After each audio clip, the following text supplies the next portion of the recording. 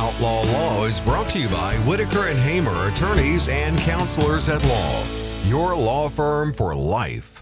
Welcome back into the Outlaw Lawyers. Josh Whitaker and Joe Hamer, your hosts, are the managing partners at Whitaker and Hamer Law Firm. We have special guests, Cassandra Nicholas and Ashley Pinner, also attorneys at Whitaker and Hamer. I'm Morgan Patrick, consumer advocate. Whitaker and Hamer, they're everywhere. Raleigh, Garner, Clayton, Goldsboro, Fuquay, Varina, and Gastonia. And I see in my notes, Morehead City office, guys. Is that happening? Yeah. That's our next office. We're going to be heading down to Morehead City. We've been trying to get down east for a while and found a good opportunity, so that we'll be talking a little bit about that here later in the show and more as we go along. But we're really excited to get down to Morehead City. I have a feeling that future broadcasts, especially in the summer, where are you? We're in the Morehead City office. The whole firm will be there. Why do you ask? There's room. All right. Well, we are getting into listener questions. If you've got a situation you're facing and you just need some answers, you can always call the firm, 800-659-1186. That's 800-659-1186, and leave your contact info, briefly what the call's about.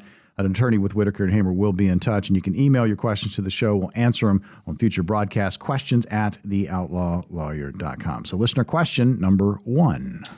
All right. So this is our show focused on defining the fiduciary relationships that you find in law, right? The ones that we come across when we're talking to a lot of our clients. And so our first listener question today is, am I an executor or an administrator or a personal representative? And so that's what we're going to start with today. And we're lucky because Cassandra Nicholas is here with us, and she works a lot in the firm on estate, what I would call estate administration, estate probate. But basically, a client has passed away and we're executing their estate plan. And then we also have Ashley Pinner with us, an attorney over at Whitaker and Hamer, and she does a lot of estate planning at the firm. So she's the one who kind of puts the estate plan into place.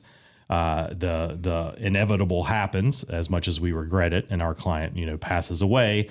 And then Cassandra will often work with the heirs to kind of make sure that the estate plan gets executed. So it's good that we have them here today to talk about this. And I think, Ashley, I think the way to start this is to start it like we were estate planning, and we're having to talk to our client about these fiduciary relationships. Yeah, so when I'm working with folks in on a planning side, we're only really ever discussing an executor.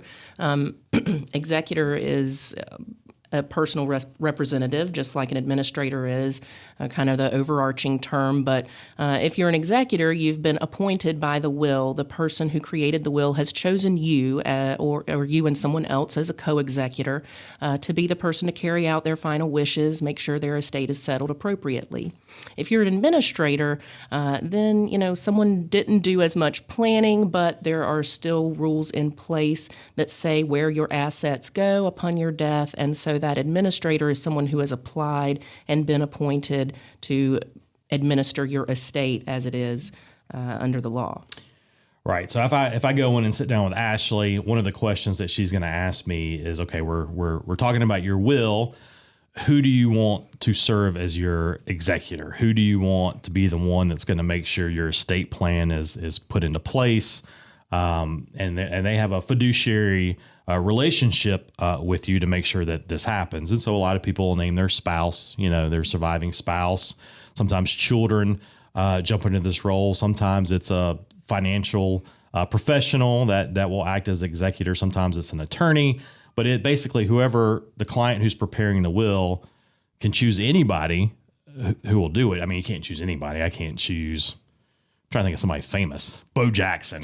I can make Bo Jackson my executor, but I don't think Bo Jackson is interested in being my executor. That's right. You can certainly name anyone that you want to that's living and over the age of 18, and of course has the requisite competency, but they have to accept that position as well. So I get folks that a lot of times, yes, typically spouses name each other, and then if they've got adult children who are responsible, they'll look at naming those adult children. And sometimes, folks are real concerned about making sure we go in birth order. The eldest is always assumed to be the one that should be chosen first. But you want to go with someone who is, of course, trustworthy, someone who is, got good attention to detail, right? If my oldest is the one who checks the mail and throws it in the back seat of the car for 6 months, that's probably not going to be the one I want to choose. And then another factor that a lot of folks will consider is geographic location of the individual that they're appointing. As a standard practice, when we create wills, we ask the clerk not to require any kind of bond or surety of that executor, but the clerk does have that discretion. When you appoint someone in state, we don't have to worry about that. If you're appointing someone out of state, they may need to have an agent in state to be able to accept on their behalf any correspondence from the clerk. And I will say, doing estate administration, the clerks generally are requiring bond right now for any executors or personal representatives out of state, even if a will said that they don't need to be bonded. And for anyone who's unaware, bond is essentially insurance. You literally buy it from an insurance agent that covers you in case you totally mess up your fiduciary duty to the estate and take all the money or somehow lose all the money. That'll cover the other heirs for that loss. Yeah, so an executor is got some there's some oversight there, right? The executor is going to serve, but the clerk, the county clerk, wherever you pass away, let's say I die, I pass away in Wake County, it's going to be the Wake County estate clerk who is going to watch my executor, and the executor has to report back. You have to get these estates closed out and approved. Clerks aren't often going to do that if things didn't get divided up the way the will says. So there's a fiduciary relationship there, a special relationship where the executor has to act in your best interest, and there's someone that's going to be watching the executor to make sure that everything gets done. So we've got to define what an executor is. And like Ashley says, she's usually working with people to create an estate plan. So she doesn't really usually deal with administrators very much. But Cassandra, you kind of get that from time to time. And so what's an administrator? So as Ashley mentioned, personal representative is the umbrella term for all of these folks that are representing and carrying out an estate after someone passes. So executor is someone named in a will. Administrator is if there was not a will, the person died intestate. There is one more position as well, a collector. That's also generally when there's not a will, there can be a will, but it's when there's a small estate up to $20,000. So there's not much to do, and they can have a collector. So all of these, even if you are named in someone's will as the executor, you aren't the executor until the clerk appoints you the executor. So you have to apply to do that. You can be named as the executor and not want to do it. You can renounce that position and never have to serve as executor.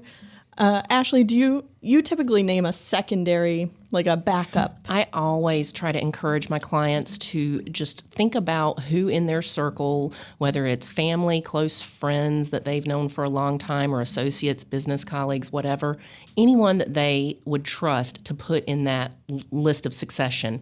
I tell folks I'll name as many people as you want to put, because hey, you just never know. Yeah. And if you lose your first one, you've got a backup there. If you lose two, you've got, maybe not to death, but to incompetency, lack of capacity, especially if folks are naming someone who is of their generation or an older generation. We want to try to have a backup plan there for the just in cases.